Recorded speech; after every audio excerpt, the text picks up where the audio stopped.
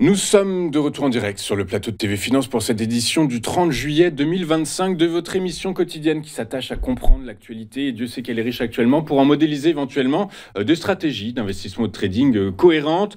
Et pour ce faire, Xavier Fenot est avec nous pour nous expliquer comment on peut éventuellement travailler nos portefeuilles d'investissement ou de trading. Bonjour Xavier. Bonjour Louis-Antoine. Bonjour, merci beaucoup d'être avec nous ce matin. Xavier, vous êtes associé chez Interactive Trading avec nous justement, donc pour nous aider à bien comprendre comment évoluent les principaux actifs mondiaux, notamment donc l'indice phare parisien. L'indice phare parisien mis face à une pluie de données aujourd'hui, qu'elles soient financières, macroéconomiques, monétaires. Est-ce que ça peut apporter un peu de volatilité, et est-ce qu'en fonction des niveaux auxquels ils se situeront, on peut espérer que le CAC 40 sort de sa léthargie quasiment historique désormais?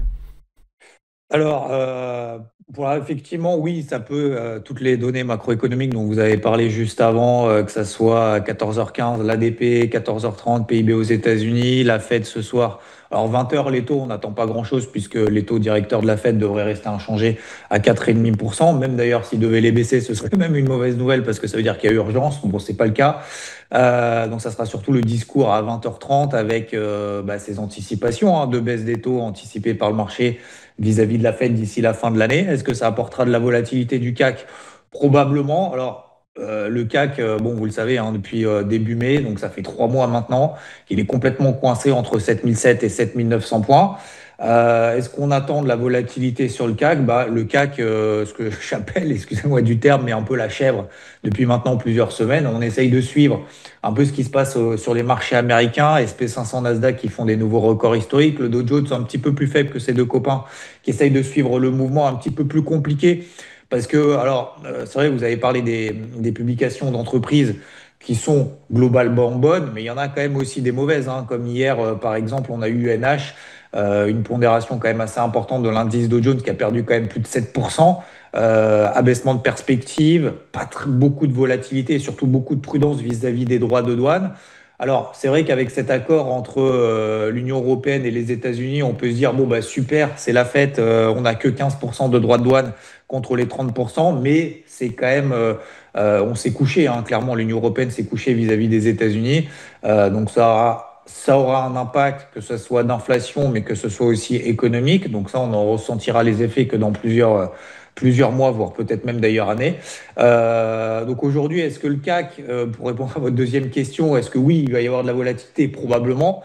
Est-ce que le CAC va sortir de cette zone des 7009, 7700? Pour moi, non, pas pour le moment. Et comme je le dis depuis, même d'ailleurs la semaine dernière, ici dans votre émission, je disais, si le CAC arrive à 7900 points, ce sera une petite, je ne dis pas que c'est une grosse opportunité, mais c'est une petite opportunité de vendre à 7009. Bon, on a fait 7009 hier, on a fait 7009 lundi. Et derrière, on a fait 7800. Il n'y a que ça à faire sur le CAC pour le moment. C'est une stratégie assez simple à mettre en place, mais il faut se faire confiance sur ces niveaux-là parce qu'aujourd'hui, on est complètement coincé. Alors certes, oui, il y a des publications d'entreprises, oui, ça apporte un peu de volatilité, mais on voit que globalement sur le CAC, c'est vraiment pas l'indice à privilégier en ce moment. On en avait déjà parlé ensemble. Il y a un peu plus de mouvements, comme par exemple l'euro-dollar, qui a un petit peu souffert, enfin même beaucoup souffert de cet accord entre l'Union européenne et les États-Unis. Donc ça montre que c'est pas non plus ultra optimiste, on va dire.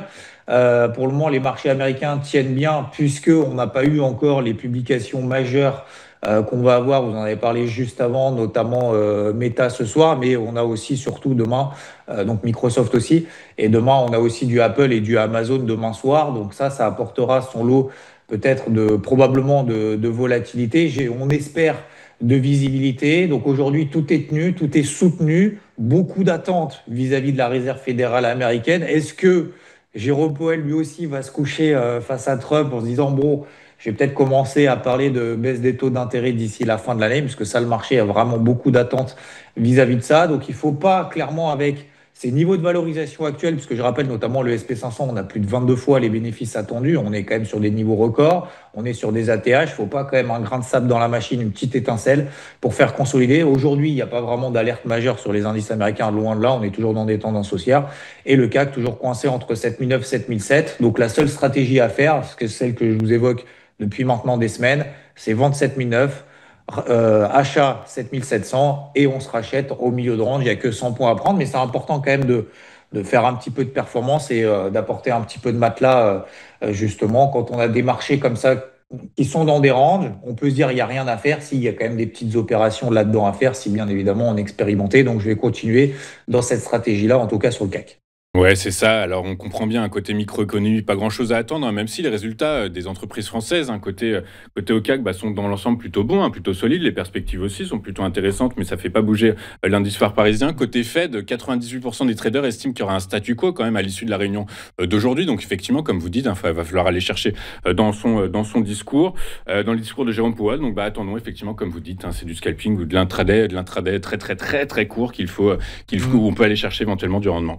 Merci beaucoup, Xavier. Sinon, c'est ailleurs. Voilà, sinon, c'est ailleurs qu'il faut regarder. Merci beaucoup, Xavier, d'avoir Merci à été avec vous. nous tout au long de cette saison. Nous, on va prendre des vacances hein, dès la fin de cette semaine. Donc, on se retrouvera, je l'espère, avec vous dès la rentrée. Et donc, bah, écoutez, je vous souhaite d'excellentes vacances. Et si vous le pouvez, si vous le souhaitez, reposez-vous, Xavier. C'est important aussi. À très bientôt. Merci à vous. Je vous en prie. Bonne journée, Xavier. Nous, on va marquer une courte page de publicité. Et puis, on se retrouve juste après avec les Market Movers de Daniel Cohen-Delara qui va nous dire si, malgré tout, sur la cote française, eh bien, il y a du rendement à aller chercher. À tout de suite sur Téléfinance.